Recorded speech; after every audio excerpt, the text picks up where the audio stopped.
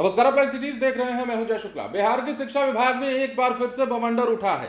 बिहार की शिक्षा विभाग में एक बार फिर से तूफान उठा है और इस बार जो मामला सामने आया है वो हैरान करने वाला है।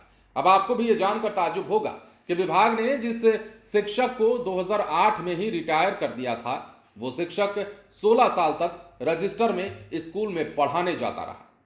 जी हां, ऐसा ही हुआ है। जिसे 2008 में रिटायर किया गया, वो शिक्षक 16 साल से अपनी हाजिरी बनवाता रहा या उसकी हाजिरी स्कूल के अलग अलग रजिस्टर्स में बनती रही। और ये मामला जब सामने आया है तो अपने आप में होश फाख्ता हो गए हैं। और जानते हैं ये कैसे हुआ है? ये हुआ है हेडमास्टर साहब और बीईओ साहब के मिलीभगत से। शिक्षा विभाग में भी इतने करप्ट अधिकारी हैं कि पूछिए मत। और इसकी बानगी दिखी है यहाँ पर। अब देखिए हुआ क्या है वो हम आपको बताते हैं। जिसे साल 2008 में शिक्षा विभाग ने सेवा मुक्त करने का आदेश दिया, उसकी 16 साल से स्कूल में हाजिरी बनती रही। प्रोजेक्ट स्कूलों में हेडमास्टर से लेकर बीईओ के मिलीभगत से यह खेल चलता रहा और विभाग को खबर तक नहीं हुई। कमाल की बात यह है कि जिस शिक्षक की सेवा को विभाग ने अमान्य करार दिया, उनकी हाजिरी अलग रजिस्टर पर बनती रही। वेतन को लेकर जब मामला कोर्ट में गया और खोज हुई, तब यह गड़बड़ झाला सामने आया है। अब 2008 में अलग अलग स्कूलों के 2 दर्जन से अधिक शिक्षकों को सेवा मान्यता नहीं मिली थी। एक स्कूल में मामला सामने आने के बाद अब अन्य स्कूलों की भी जांच कराई जा रही है और इस पर माध्यमिक शिक्षा निदेशक ने डीईओ से जवाब मांगा है कि जिसे हटा दिया गया था वो कार्यरत कैसे रहा।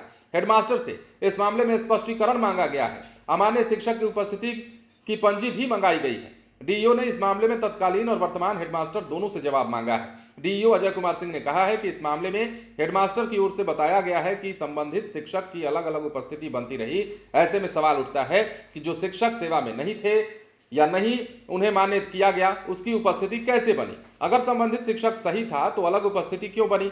यही नहीं, हेडमास्टर ने बिना विभाग के मार्गदर्शन लिए उस पर उपस्थिति पंजी को सत्यापित भी किया है। तो ये तमाम मामले जब सामने आए हैं तो जानते हैं ये मामला है कहां का। सबसे पहले तो ये जान लीजिए, मुजफ्फरपुर का ये मामला है। और मुजफ्फरपुर से ये मामला सामने आने के बाद अब वहां के कई स्कूलों में जांच कराई जा रही है कि आखिर इस तरीके से मामले और भी तो नहीं है, क्योंकि जिन्हें 2008 में ही शिक्षा विभाग की ओर से यह कह दिया गया था कि आप एलिजिबल नहीं है, आप बच्चों को पढ़ाने के लायक नहीं हैं, उनको रिटायर कर दिया गया था। उन शिक्षकों की हाजिरी अलग रजिस्टर पर कैसे बनती रही, ये एक बड़ा सवाल। और इसी सवाल को जो है माध्यमिक शिक्षा निदेशक ने डीईओ से किया है और तत्कालीन हेडमास्टर से लेकर अब तक के जो वर्तमान हेडमास्टर हैं उन लोगों से भी जवाब तलब किया गया है। तो ये बड़ा मामला और एक बार फिर से इसके साथ ही खुलासा हो गया कि बिहार के शिक्षा विभाग में भी कई करप्ट अधिकारी बैठे हुए हैं। ब्लॉक लेवल पर जो शिक्षा विभाग के अधिकारी बैठे हैं वो भी दूध के धुले नहीं हैं। और ये जो मामला सामने आया है इसमें बीईओ की मिलीभगत साफ नजर आती है। और यही कारण है कि अब इस पर विभाग ने संज्ञान लिया है और विभाग में खलबली मची हुई है इस बात को लेकर कि आखिर ये मामला सामने आया तो कैसे। अब इस प्रकार से अगर शिक्षा विभाग में काम होगा तब तो बंटाधार होना ही है बिहार का। बने रहे लाइव सीरीज के साथ। धन्यवाद।